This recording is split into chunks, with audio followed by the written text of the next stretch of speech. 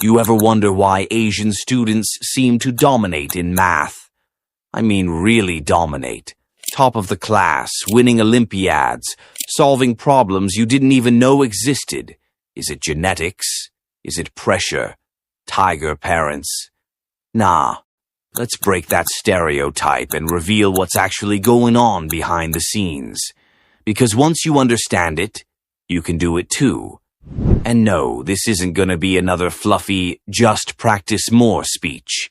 This is a system, a mindset, a strategy. You'll want to take notes. Let's start here. Most people study math completely wrong. They read the textbook, highlight a few formulas, watch a video, and then say, I understand it. Understanding isn't enough. Asians don't just understand math, they internalize it. It becomes second nature. So what's the secret? Let's break it down. Step number 1. Forget passive learning. Asian students don't just read math, they practice it, obsessively. If there's one thing you take away from this video, it's this. You don't learn math by watching. You learn math by doing. Here's what they do. They don't just solve problems. They solve the same problem in 3 different ways. You heard that right. 1 question, 3 methods. Why? Because it locks the concept in your brain so deep, you can't forget it even if you try. Next up, they focus on fundamentals. This is huge. While most students rush to flashy topics like calculus or trigonometry just to feel smart, Asian students spend weeks, sometimes months, mastering the basics. We're talking fractions, multiplication tables, long division, simple stuff that most people overlook. But here's the truth. If your foundation is shaky, your whole math house is going to collapse. Imagine trying to build a skyscraper on sand. That's what it's like skipping the fundamentals in math. So instead of rushing, they build a rock-solid base. And that base makes everything else 10 times easier. Let me show you how they apply this mindset. Take a typical math problem. Say, solving a quadratic equation. Most students plug it into the quadratic formula and call it a day. But Asian students, they go beyond that. They'll solve it using factorization, then with the quadratic formula, and finally by completing the square, even if just one method was enough. Why do all that extra work? Because they're not just solving the problem. They're training their brain to be flexible, adaptable, and deeply fluent in math. And now we come to one of the most underrated tactics of all, the notebook method. This, right here, is a silent weapon almost nobody talks about. Asian students don't just scribble math problems on random sheets of paper. They use organized, dedicated notebooks. And here's the cool part. One side of the page is for solving problems. The other side for mistakes. Yes, mistakes. Every time they get something wrong, they don't just erase it and move on. They write it down.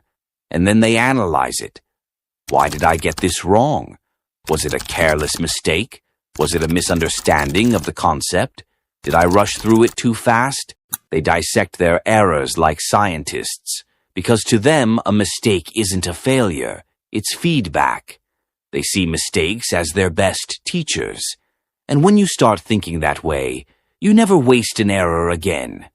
Now you might be thinking, that sounds like a lot of work. Yes, it is. But here's the surprise. They don't actually study more. They just study smarter. Let's talk about the power of repetition. You've probably heard people say, don't memorize, understand. And that's great advice. But in many Asian education systems, they take it one step further. Memorize after understanding. Here's how it works. First, they break down a formula. Where did it come from? What does it actually mean? They don't just accept it. They interrogate it. And then, after they truly get it, they drill it until it becomes second nature. That's why when they see a math problem, they don't freeze. They've already solved 10 different versions of it before.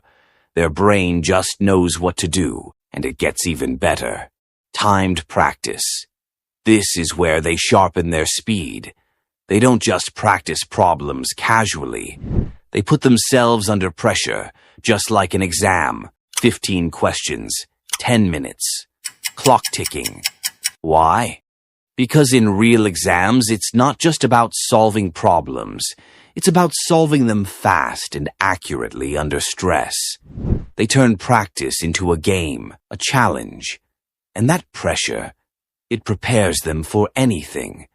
Now here comes something that sounds simple, but is insanely powerful. The teach-back method. Asian students don't just study math. They teach it to siblings, classmates, or even imaginary students. Why? Because when you can explain something in your own words, you truly understand it. They finish a chapter, then they pretend to be the teacher. They speak it out loud, step by step. And in the middle of explaining it, they often realize, oh, wait, I don't actually get this part. That's when the real learning begins. Still with me? Good, because now we hit something that separates average students from high performers. Daily consistency. No cramming. No last-minute panic attacks before exams. Asian students study math every single day, even if it's just 20 minutes. Why? Because consistency beats intensity. It's better to study math 20 minutes daily than to cram for 3 hours once a week. Daily exposure rewires your brain. It makes math part of your routine. Not a chore, not a threat. Just a normal, everyday thing. And here's a myth we need to destroy. It's not about being naturally smart. It's about systems. It's about structure. It's about mindset.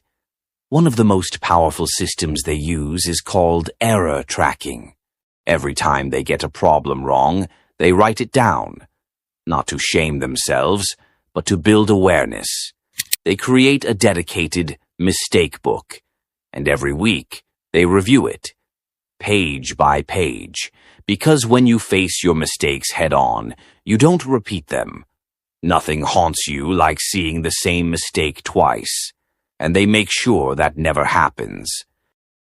Thank you for watching this video. If you find this video helpful, please like, subscribe, and turn on the notification bell.